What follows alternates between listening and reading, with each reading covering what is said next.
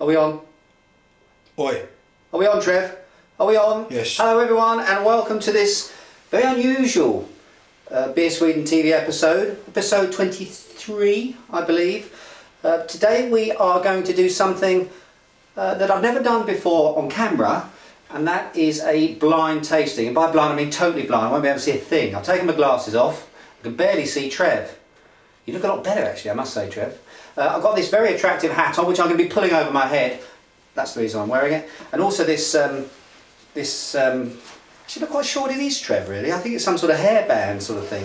But anyway, I'm going to be putting that on, so I've sort of got a double blindfold, just in case, because I know there'll be some people out there that will accuse me of cheating.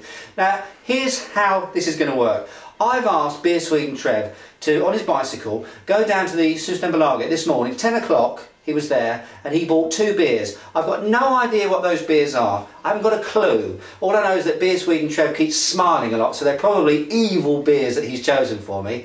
I'm going to put this blindfold on, all these blindfolds on, and BeerSweden Trev's going to pour the beers, and I'm just going to basically spontaneously tell you what I'm kind of looking for, what I get, and we'll see whether I'm as good as I think I am, which is going to be pretty exciting, a little bit nervous. And I'll probably get it completely wrong and you'll never see this tape. But the point is, if they're seeing this, you've done well. Exactly. So I hope you are watching this and enjoying it. So, because really, I saw this actually on the internet the other day from a UK blogger, Pencil and Spoon it's called, very good blog, check it out. Trev, you can throw the details of that up. And it really actually sort of threw up a few questions to me about perception in taste. It's very true, I think, a lot of people, and I stand guilty as charged, when I see or hear that a beer comes from a certain brewery, my mind starts sparking off straight away and I start to make decisions, judgments even, about the beer long before it's actually got into my glass.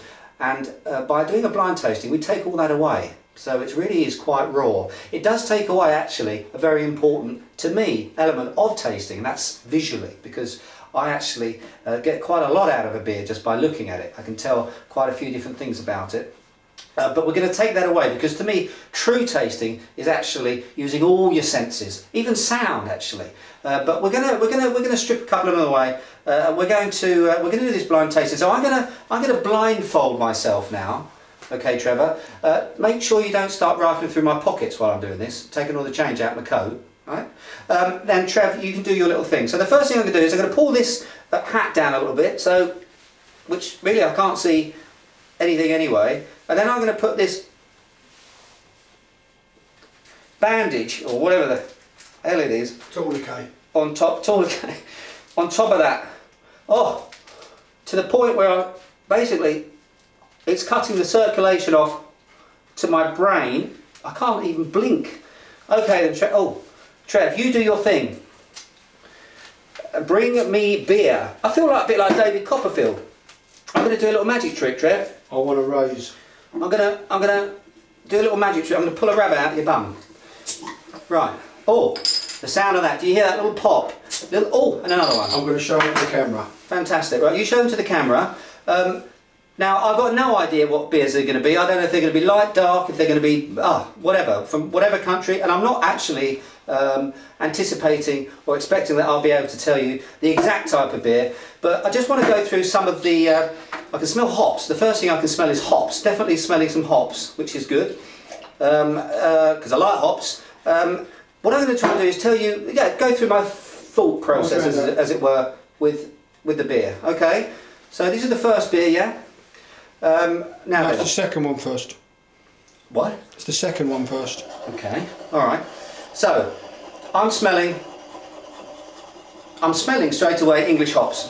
I can tell you that straight away. I think the first thing I smell is this hops, but English hops. And to me, English hops they're not American as much as you don't get all this sort of, you know, grapefruity sort of vibe. A little bit lemony perhaps, but not. Actually, there's quite a bit of lemon in there, but I still think it's more British style hops or old world type of hops as opposed to the new American beers. It's also quite lighty malty. So I would say, first of all, to me, this is not dark. This is not going to be like this is not a porter or a stout or anything like that. To me, it is going to be more amber or ale. You know, your typical mahogany ale colour. It doesn't smell very alcoholic.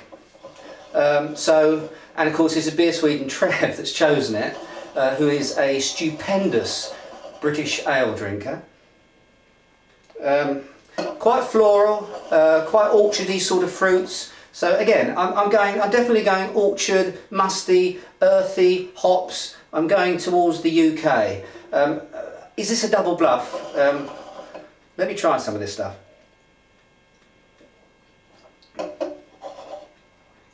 Yeah.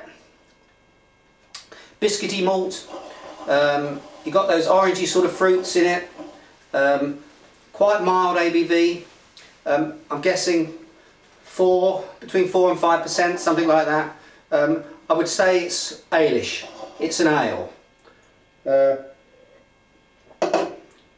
Yeah, that's what I'm going to go for, Trev, on that first one. Right, you okay?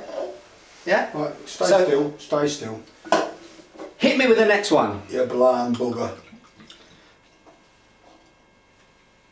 Right, okay. Very important, by the way, people. I'm assuming somewhere there. Give it a whirl. Right. Now then. Okay. This is very... I'm blindfolded, you still hit me right in the eye. How do you do that? This is very different. This is odd.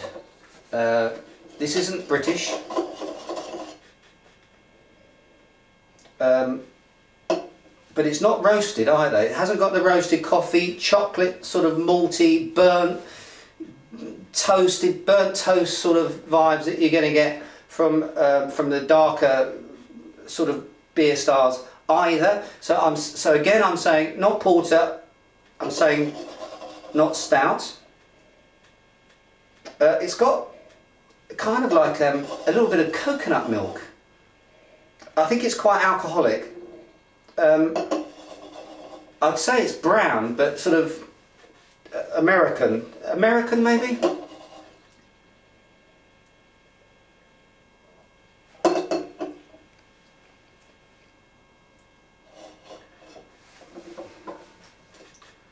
Actually, it doesn't taste very much of anything, to be quite honest with you. It's got a rather strange sort of nose. Actually, I don't even think it's American. I just think it's sort of pretty dead in the mouth. Very flat. Very little alcohol. 8 minutes. 8 minutes. I've got 2 minutes left. Yeah. Well, I'm going to say, have you got to pull a fast one on me, and that's like a 3.5 or something like? Because to me, that tastes like there's hardly any alcohol in it.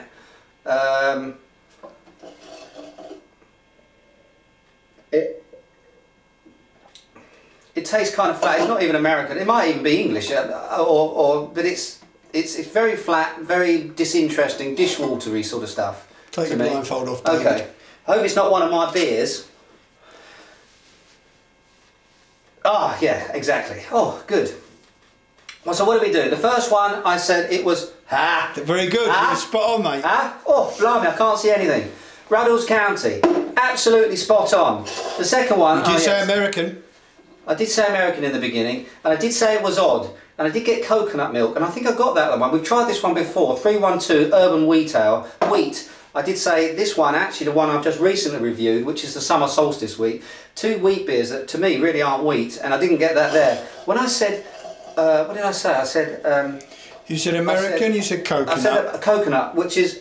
Yeah, okay, it's normally banana with yeast, but anyway, it has some of that. So, not bad actually, Trev. Absolutely. You can watch this video, everyone. I hope it's been interesting. Try this at home if you want to, because it really is actually a good way of trying to train your palate. So until next time, cheers and beers.